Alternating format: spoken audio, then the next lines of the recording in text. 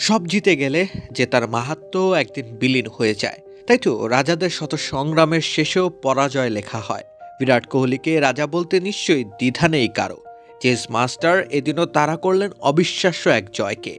নিজে শতক হাঁকালেন, লড়াই করলেন বীরের বেশে। তবুও বিষাদের নোনা জলের বর্ষণ হয়েছে দিন শেষে। যতক্ষণ অবধি টিকেছিলেন বিরাট কোহলি, ততক্ষণ অবধি আলো দিয়ে যাচ্ছিল জয়ের প্রদীপ বাতি।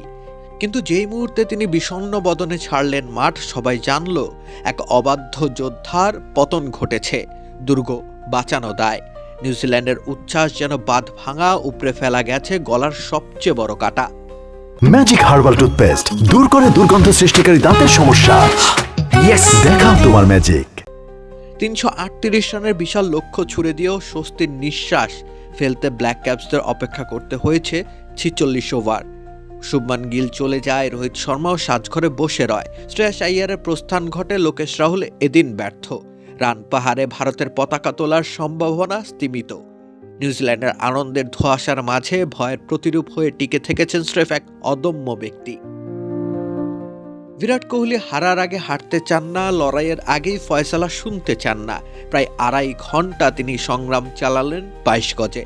108টি বল মোকাবেলা করেছেন তিনি ব্ল্যাক ক্যাপস বোলারদের। প্রলোভন এসেছে কত, ভয় ধরানো বলও ছিল, তবুও অবিচল চিত্তে তিনি লড়াই করে গেলেন।